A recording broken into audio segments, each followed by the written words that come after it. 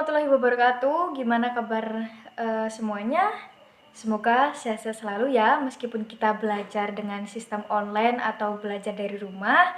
Tapi jangan lupa untuk tetap menjaga kesehatan dan semoga keluarga kita di rumah juga sehat selalu. Kemudian sebelum kita mulai pembelajaran, kita absen terlebih dahulu dan absennya seperti biasanya ya.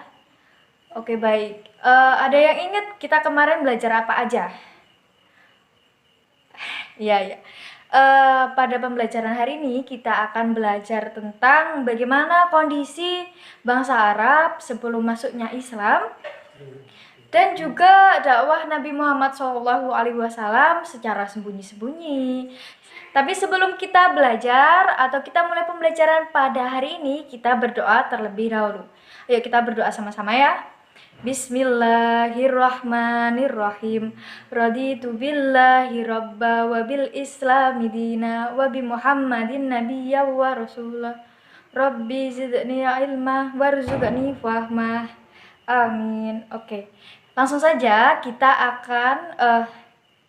akan belajar tentang bagaimana sih kondisi bangsa Arab sebelum masuknya Islam, yang mana letaknya berada di Jazirah Arab itu sendiri. Jangan lupa untuk terus pantau video ini. Stay tune. Kondisi masyarakat Makkah sebelum masuknya Islam. Bagaimana kondisi bangsa Arab sebelum masuknya Islam? Yang mana Jazirah Arab sendiri merupakan tempat berkembangnya Islam dan juga berkembangnya bagi bangsa Arab. Nah, kali ini nih, ada yang tahu nggak yang pertama kita akan membahas tentang apa? Nah, ya betul, sesuai dengan yang kita pelajari, kita akan membahas tentang agama atau kepercayaan bangsa Arab sebelum masuknya Islam. Yang mana pada dahulunya itu, bangsa Arab menganut agama yang dibawa oleh Nabi Ibrahim dan juga Nabi Ismail, yang namanya adalah agama Hanifah. Agama Hanifah sendiri berasal dari kata Hanif, yang artinya lurus dan benar. Sehingga pengajaran tauhid itu memang sudah ada sejak dahulu dan memang sudah mengakar di hati masyarakat.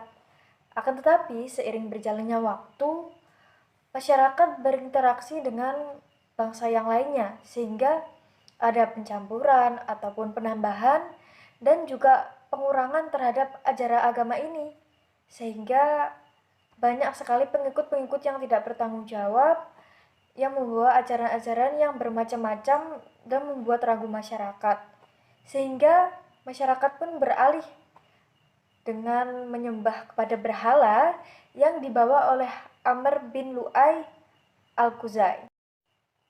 Sampai sini masih paham kan? Kita lanjutkan, oke? Masyarakat Arab mulai menyembah terhadap berhala di saat Ka'bah dikuasai oleh Jurhum, yang kemudian dengan pimpinan Amr bin Lu'ay beserta pasukannya berhasil mengarahkan Jurhum, dan Amr bin Lu'ay ini meletakkan berhala yang terbuat dari batu akik yang berwarna merah dan berbentuk seperti manusia yang berwujud patung dan ditempatkan di sisi Ka'bah, yang mana Amr bin Lu'ay ini menyerukan kepada masyarakat Hijaz untuk menyembah kepada berhala yang dia bawa. Sejak peristiwa ini banyaklah tuh masyarakat yang menyembah berhala, dan setelah bangsa Quraisy tidak berkuasa di Hijaz, di sekitar Ka'bah ada banyak berhala yang berjumlah lebih dari 360 berhala. Selain itu ada beberapa berhala yang mereka sembah seperti Lata yang ditempatkan di Taif. Berdasarkan Saqif yang merupakan penduduk Taif, Lata merupakan berhala yang paling tua. Selanjutnya ada Uzza yang ditempatkan di Hijaz, yang kedudukannya itu setelah Hubal. Kemudian ada Manat yang tepatnya di Hijaz juga, dengan kedudukannya itu setelah Lata dan Uzza, yang dimuliakan oleh masyarakat Yastrib di kota Madinah. Selain berhala yang disebutkan tadi, ada beberapa berhala yang juga disembah oleh masyarakat Arab, seperti halnya Asaf, Nailah, Hud, Yakub, Suwa, yang Nars, dan Manaf. Akan tetapi pada dasarnya, mereka menyembah berhala itu sebagai perantara mereka kepada Tuhannya. Dengan demikian bukan berarti berhala-berhala tersebut mereka jadikan Tuhan untuk disembah. Akan tetapi ada beberapa juga sesembahan yang mereka percayai sebelum masuknya agama Islam. Seperti halnya mereka percaya atau menyembah kepada malaikat. Ada beberapa bangsa Arab yang menyembah pada berhala dan juga menjadikan malaikat itu sebagai Tuhan. Dikarenakan mereka percaya bahwa malaikat merupakan putra dan juga putri dari Tuhan. Kemudian mereka juga menyembah kepada jin, yang mana sebagian bangsa Arab menyembah roh-roh halus, hantu, bahkan jin yang mereka percaya bahwa batu yang mereka sembah itu merupakan makhluk yang paling mereka hormati. Ada beberapa tempat tertentu, tempat jin yang sangat terkenal, yaitu Darahim, yang mana masyarakat pun sanggup mengorbankan binatang-binatang mereka sebagai korban dengan tujuan agar terhindarkan dari bencana-bencana yang tidak mereka inginkan. Kemudian menyembah kepada bintang-bintang. Mereka yang menyembah kepada bintang-bintang seperti halnya matahari, bulan, serta bintang-bintang yang menampakkan cahayanya ketika malam hari, masyarakat beranggapan bahwa bintang-bintang itu memberikan kekuatan oleh Tuhan untuk mengatur isi dari alam semesta yang mereka tempat tinggali.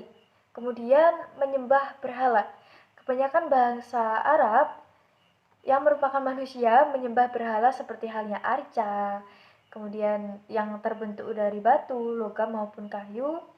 Mereka lah yang membuat berhala itu sendiri sesuai selera mereka, kemudian mereka menyembahnya.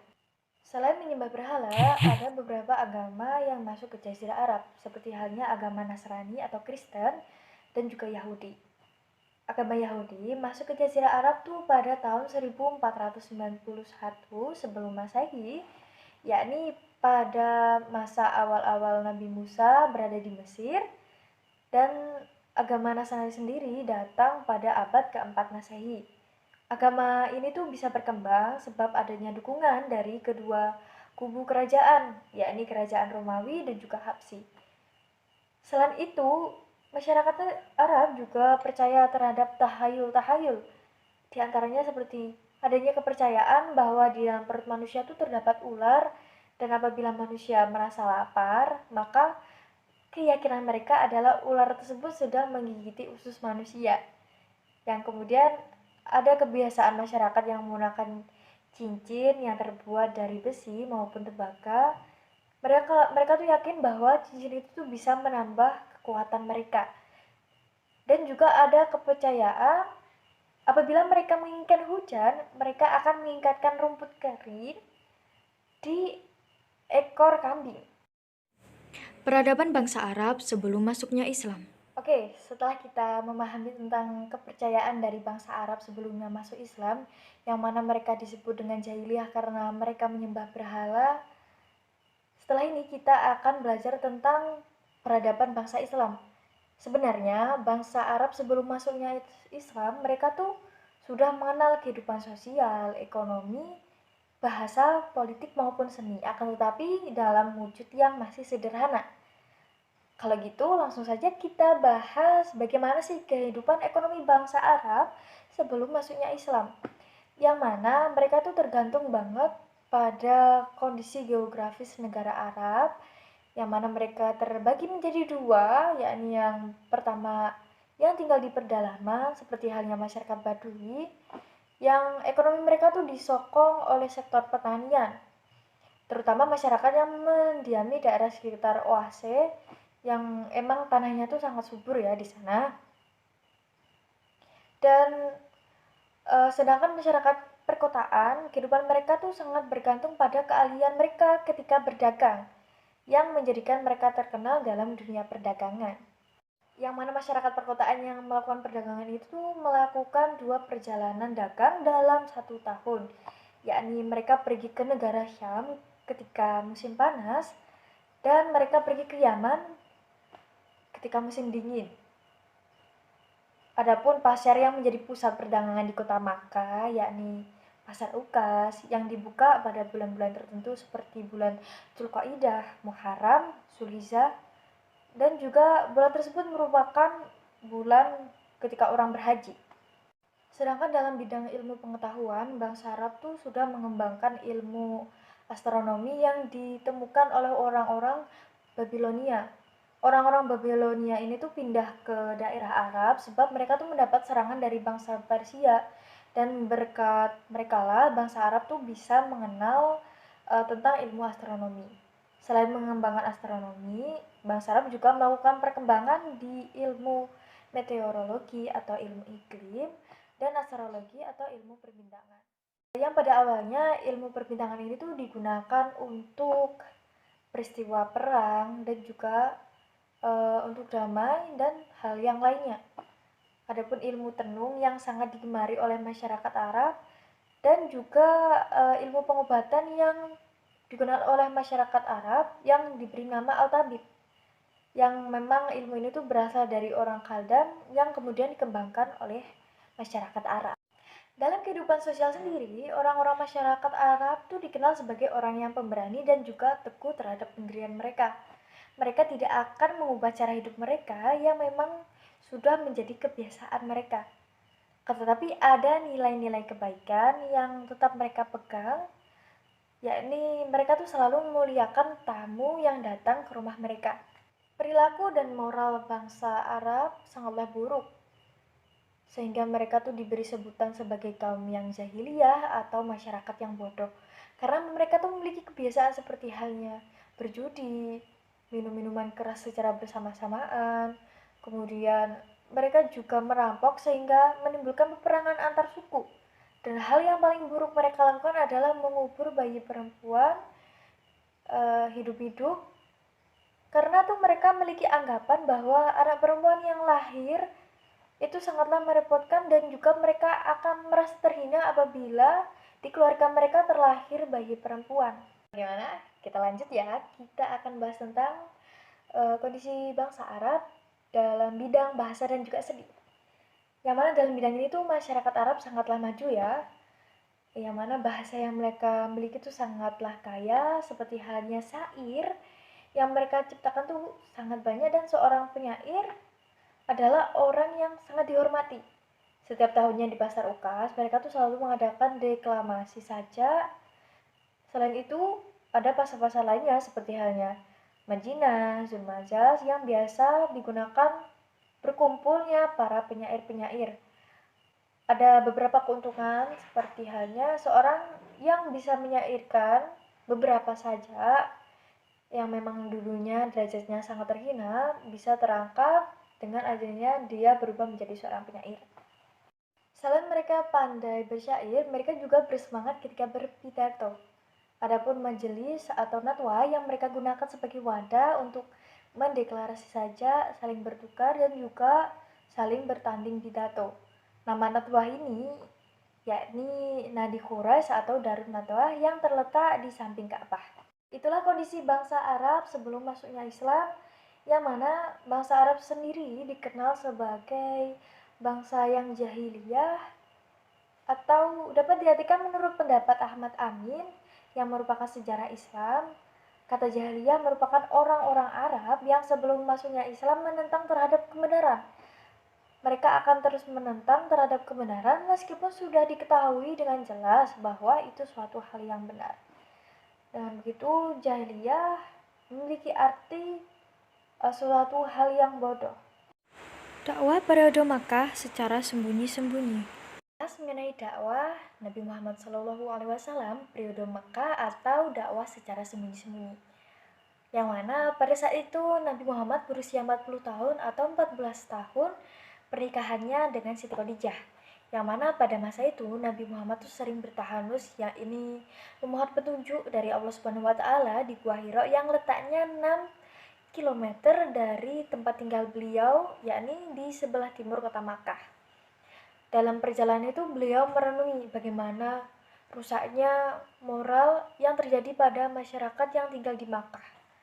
Nabi Muhammad berkhawat dengan sangat khusyuk, dan terkadang tuh beliau menghabiskan berhari-hari bahkan bermalam-malam, dan sesekali beliau pulang apabila sudah kehabisan bekal. Hingga tibalah waktunya pada malam 17 Ramadan atau tanggal 16 Agustus 610 Masehi, ketika Nabi Muhammad sedang bertafakur di dalam Gua Hira, datanglah malaikat Jibril dan berkata, "Bacalah ya Muhammad, Beliau pun menjawab, saya tidak bisa membaca. Kemudian malaikat Jibril memeluk Nabi Muhammad dan mengulang perintah tersebut untuk yang kedua kalinya. Pada pengulangan yang ketiga, Nabi Muhammad pun berkata, apa yang harus saya baca? Kemudian malaikat Jibril berkata kepada beliau, dengan membawakan wahyu pertama dari Allah Subhanahu wa taala, yakni surah Al-Alaq ayat 1 sampai 5. Kita baca sama-sama ya. Bismillahirrahmanirrahim. Iqra bismi rabbikal ladzi khalaq. Khalaqal insana min 'alaq. Iqra wa rabbukal akram. Alladzi 'allama bil qalam. 'Allamal insana min 'alam. Yang artinya, bacalah dengan menyebut nama Tuhanmu yang menciptakan, Dia yang telah menciptakan manusia dari alaq. Bacalah dan Tuhanmu lah yang paling pemurah, yang mengarahkan manusia dengan pena, dan dia mengajarkan kepada manusia apa yang belum diketahuinya. Nabi Muhammad pun merasa tidak kuat berada di dalam Gua Hiro. Beliau pun pulang dengan wajah yang tampak pucat dan menghampiri istrinya Siti Khadijah. Siti Khadijah pun memberikan selimut kepada Nabi Muhammad. Setelah Nabi Muhammad tenang, Siti Khadijah mengajak Nabi Muhammad untuk mengunjungi seorang yang ahli kitab yang bernama Waraqah bin Naufal, yang mana Naufal mendengarkan dengan seksama apa yang diceritakan oleh Nabi Muhammad. Kemudian beliau membuka Taurat serta Injil dan berkata, demi Tuhan, yang datang itu adalah malaikat Jibril yang pernah datang pada Nabi Musa. Baik-baiklah menjaga diri, tabahkan hatimu wahai Muhammad, kelak engkau akan diangkat menjadi Rasul. Jangan takut, tapi gembiralah menerima wahyu itu. Itulah yang dikatakan oleh Waraqah bin Naufal. Menerima wahyu pertama yakni surah Al-Alaq dan juga mendapatkan nasihat dari Waraqah bin Naufal, Nabi Muhammad pun siap untuk mendapatkan wahyu lagi. Akan tetapi wahyu tersebut tidak kunjung datang hingga pada malam ke-40 wahyu kedua pun turun kepada Nabi Muhammad ketika beliau sedang berjalan-jalan di suatu tempat. Secara tiba-tiba Nabi Muhammad mendengarkan suara, "Ya Muhammad, engkau benar diutus Allah." Nabi Muhammad merasa takut dengan suara yang beliau dengar. Kemudian beliau kembali ke rumah dan meminta istrinya untuk menyelimutinya. Dan suara-suara yang dia dengar sebelumnya sangat nampak jelas, dan semakin dekatlah malaikat Jibril yang sembari duduk di kursi antara bumi serta langit, kemudian menurunkan wahyu surah Al-Mudaththir ayat 1 sampai 5. Dengan turunnya wahyu inilah menjadi tanda bahwa Rasulullah SAW memang benar-benar sudah diangkat sebagai Rasul Allah, yang mana beliau akan segera melakukan dakwah untuk menyampaikan kebenaran kepada seluruh umat manusia. Yang mana pada tahap pertama, Nabi Muhammad SAW melakukan dakwah secara sembunyi-sembunyi atau siriyah dengan tujuan untuk memetakan orang atau orang-orang yang mendukung beliau di sekitar beliau seperti keluarga maupun sahabat-sahabat terdekat. Adapun materi yang diajarkan pada tahap ini ialah tentang landasan Islam sendiri seperti akidah dan juga akhlak. Adapun orang yang pertama kali masuk menyerukan keesaannya kepada Allah Subhanahu wa taala serta kenabian suaminya yakni Siti Khadijah. Kemudian disusullah oleh Ali bin Abi Thalib yang membalas budi kepada Nabi Muhammad karena telah mendidiknya dan juga memberikannya dia nafkah. Kemudian disusul oleh Zaid bin Haris yang merupakan seorang budak yang dimerdekakan oleh Siti Khadijah. Dan Nabi Muhammad pun juga bercerita kepada sahabatnya yakni Abu Bakar. Kemudian Abu Bakar pun langsung masuk dalam agama Islam, dan kemudian disusul juga oleh Utsman bin Affan, Zubair bin Awam, Sa'id bin Abi Waqqas, Talha bin Ubaidah, kemudian Abdurrahman bin Auf, Abu Ubaidah bin Jarrah, dan Al-Arqam Abil Arqam. Orang-orang yang pertama masuk Islam inilah disebut dengan Asabiqunal Awalun. Dan juga dakwah secara sembunyi-sembunyi ini dilakukan selama 3 tahun. Dan Nabi Muhammad mendapatkan pengikut sebanyak 30 orang. Setelah tadi pembahasan mengenai kondisi bangsa Arab sebelum masuknya agama Islam dan juga dakwah yang dilakukan oleh Nabi Muhammad SAW secara sembunyi-sembunyi.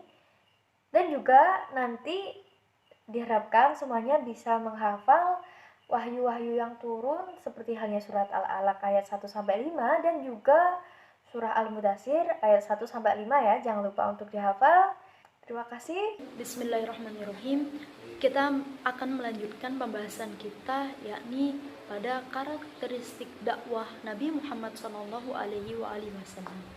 Nah, mempertegas kembali bahwasannya Rasulullah SAW diangkat menjadi seorang Rasul pada usia 40 tahun dengan diberikannya wahyu melalui perantara malaikat Jibril. Dengan demikian, maka resmilah Rasulullah SAW mengemban tugas untuk mensyiarkan agama Islam di bumi Allah. Kemudian langsung saja kita masuk pada karakteristik dakwah Nabi Muhammad SAW. Yang pertama adalah pada periode Makkah. Tentunya dalam berdakwah Rasulullah memiliki strategi atau ciri atau karakteristik sendiri dalam berdakwah, sehingga apa yang disampaikan, apa yang diberitakan oleh Rasulullah mampu untuk diterima masyarakat Makkah.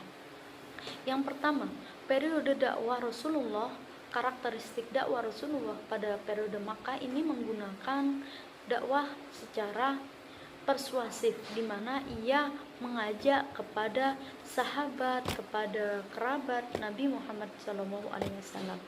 Dan adapun yang menerima dakwah beliau yaitu Siti Khadijah yang merupakan istri Nabi Muhammad SAW, dan juga para sahabat seperti Abu Bakar, Ali bin Abi Thalib, dan sahabat-sahabat yang lain yang dikenal dengan as-sabiqun al-awwalun, yaitu orang-orang yang pertama kali memeluk agama Islam. Nah, pada dakwah Nabi Muhammad SAW ini, karena tutur kata Rasulullah yang begitu menyejukkan, begitu halus, dan juga wibawa Nabi Muhammad dalam mengajarkan agama Islam, dalam syiar Islam ini penuh dengan kewibawaan dan juga kecerdasan, kejujuran, akhlak Nabi, sehingga ajaran dakwah atau dakwah Nabi ini mampu diterima dengan baik oleh kalangan masyarakat Arab pada saat itu. Dan adapun dakwah ini mendapatkan respon yang sangat banyak, sehingga pengikut Nabi pun bertambah banyak.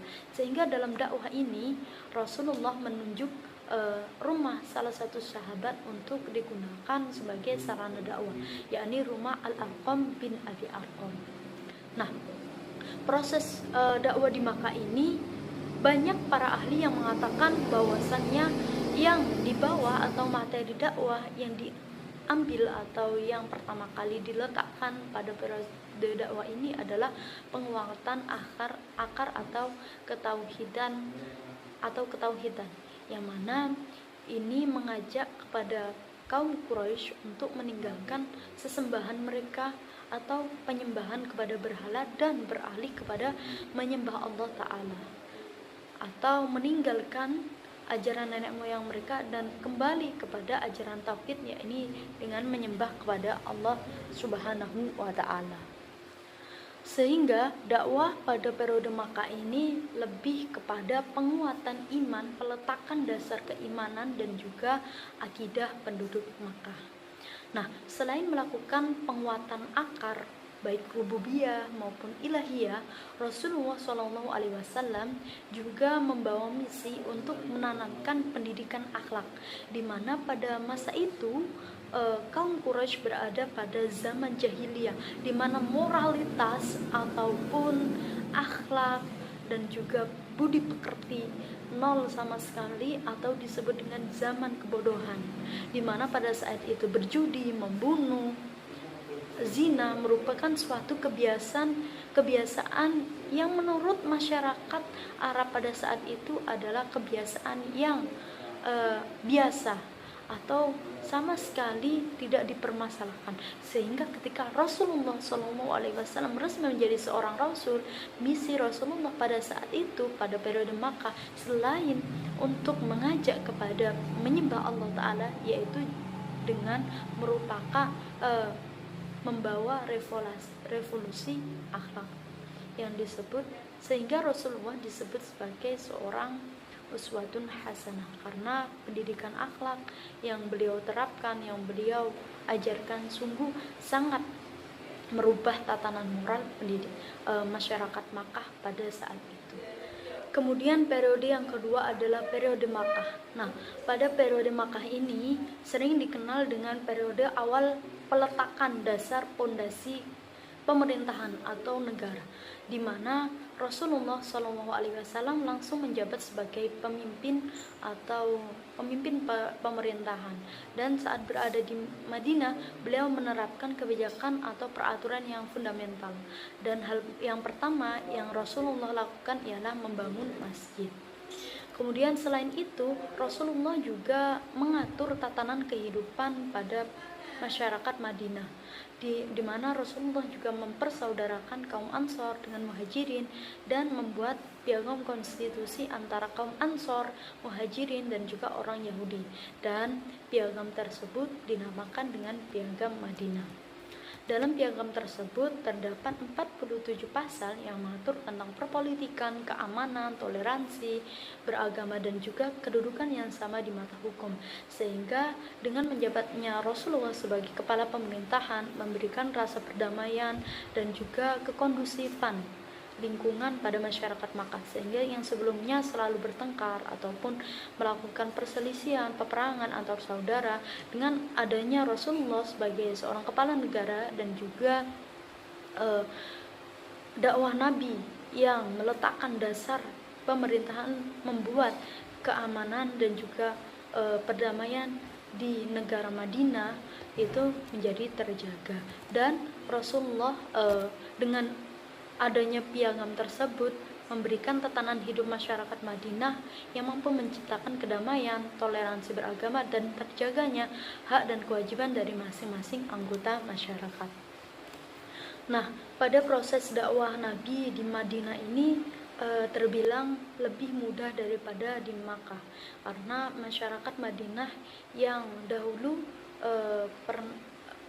sebagian pernah mendengar bahwasannya akan turun Nabi akhir zaman yang akan membawa ajaran Islam, sehingga dengan demikian dakwah Rasulullah SAW semakin mudah karena adanya pengetahuan oleh masyarakat Madinah bahwasannya akan diturunkannya Nabi terakhir atau dilahirkannya Nabi terakhir yang membawa misi agama Islam. Nah, dengan demikian maka karakteristik dakwah Nabi pada periode Makkah dan periode Madinah, yakni kalau periode Makkah lebih pada penguatan akar tauhid dan akhlak, sedangkan pada periode Madinah karakteristik dakwah Rasulullah SAW lebih pada pemantapan iman, susunan ketatanegaraan pertama dalam Islam dan juga pembebanan syariat Islam. Baik, yang selanjutnya yakni tentang strategi perjuangan dakwah Nabi Muhammad SAW. Tentunya sebagai seorang nabi yang dalam berdakwah bukan hanya kemudahan yang diperoleh, akan tetapi yakni tantangan-tantangan atau kesulitan yang dirasakan, yang diperoleh dalam berdakwah, baik itu tantangan dari kerabatnya maupun kaum Quraisy. Nah, sejak diangkat menjadi seorang nabi ini, ia banyak memperoleh tantangan dan juga diperlakukan tidak baik dari kaum Quraisy. Sebab kaum Quraisy yang tidak terima, yang tidak senang dengan ajaran yang dibawa oleh Nabi Muhammad SAW. Kaum Quraisy berpikir bahwasannya ia mengajarkan agama baru yang mana itu menentang adat istiadat yang telah dilakukan, telah diturun-temurunkan oleh nenek moyang kafir Quraisy, yakni penyembahan berhala. Adapun untuk mengatasi ancaman, siksaan yang diterima Nabi dalam proses dakwah, maka ia melakukan gebrakan atau strategi dalam kegiatan syiar Islam. Karena apa? Karena Nabi tidak mudah menyerah begitu saja dalam memperjuangkan agama Allah. Nah, strategi yang pertama adalah hijrah ke Habsyi, di mana bulan ke-7 kenabian ini dengan adanya tekanan dan juga siksaan yang begitu dahsyat, maka Nabi memutuskan untuk hijrah ke Habsyi, yakni dengan 11 orang laki-laki beserta 4 wanita. Nah, adapun rombongan berikutnya menyusul, yakni dengan berjumlah 70 orang. Nah, mereka ialah Utsman bin Affan dan juga istrinya, Zubair bin Awam, Abdurrahman bin Auf, Ja'far bin Abi Thalib, dan lain-lain. Nah, mereka ini melakukan hijrah guna meringankan beban mereka dalam menghadapi siksaan demi siksaan, tekanan demi tekanan dari kaum Quraisy. Mereka bahkan karena keimanan yang kuat, mereka rela untuk berpisah dengan keluarganya dan membentuk keluarga baru dengan ikatan iman, atas dasar iman kepada orang-orang yang sama menganut ajaran Islam, yakni yang berada di Habsyi. Nah, kemudian dari hijrah ini mereka disambut baik oleh Raja Nejus yang merupakan raja dari Habsyi, karena Raja Nejus ini terkenal dengan kewibawaannya, kebijaksanaannya, dan keadilannya, sehingga orang-orang Islam yang berhijrah ke Habsyi mendapat perlindungan dan juga perlakuan yang baik dari Raja Nejus. Bahkan Raja Nejus ini melindungi kaum orang Islam dari siksaan kafir Quraisy dan enggan memberikan atau mengembalikan orang-orang Islam kepada kafir Quraisy, sehingga pada saat hijrah ke Habsyi ini mereka mampu mengembangkan dan juga ikut menyebarkan agama Islam untuk membantu dakwah Rasulullah Shallallahu Alaihi Wasallam. Nah, kemudian strategi yang kedua yaitu hijrah ke Taif. Nah, hijrah ini dilakukan pada tahun ke-10 kenabian, di mana tahun ini juga merupakan tahun duka cita, di mana Rasulullah ditinggalkan oleh orang yang sangat-sangat ia cintai, yang menjaganya, yang mendukungnya, yang menjadi tembok pertahanan Nabi Muhammad, yaitu Khadijah, Siti Khadijah, yang merupakan istri Rasulullah, dan juga Abu Thalib. Sehingga tahun ini merupakan tahun kesedihan bagi Rasulullah SAW. Dan pada tahun ini pun menjadi tahun yang disebut dengan Amul Husni, sehingga pada saat tahun ini ia memutuskan untuk hijrah ke Taif, karena semakin adanya siksaan dan ancaman yang dilakukan oleh kaum Quraisy setelah tiadanya kedua orang yang membela Nabi Muhammad SAW. Akan tetapi harapannya ketika Rasulullah berhijrah di Taif, ia akan mendapat sambutan yang hangat dan juga mendapatkan pengikut yang banyak. Tetapi pada kenyataannya ia di Taif malah mendapat perlakuan yang sangat buruk. Bahkan ia disakiti dengan tidak manusiai, dengan dilempari batu dan juga siksaan warga Taif, dan bahkan ia berdoa kepada Allah Subhanahu wa taala untuk membukakan pintu hidayah kepada mereka agar mereka mau menerima ajaran Rasulullah. Setelah tidak berhasil hijrah ke Taif, maka ia bertambah kesedihan pula, sehingga pada peristiwa ini Rasulullah dihibur oleh Allah Subhanahu wa taala dengan adanya peristiwa Isra Mi'raj. Dan Isra Mi'raj ini membuahkan hasil, yaitu Rasulullah mendapatkan perintah yakni berkewajiban menunaikan sholat 5 waktu yang disebut dengan sholat rawatib. Adapun strategi yang ketiga adalah perjanjian Aqabah. Nah, perjanjian Aqabah ini dilakukan Nabi kepada penduduk Yasrib, yang mana ia berkunjung kepada Rasulullah waktu haji di Makkah. Nah, perjanjian Aqabah ini dibagi menjadi dua, yaitu perjanjian Aqabah yang pertama dan juga perjanjian Aqabah yang kedua. Nah, isi perjanjian ini adalah mendukung sepenuhnya dakwah Rasulullah dan melindungi Rasulullah SAW dalam berdakwah, sehingga dengan demikian Rasulullah bertambah semangat dan juga bertambah pula orang-orang yang menganut ajaran Islam.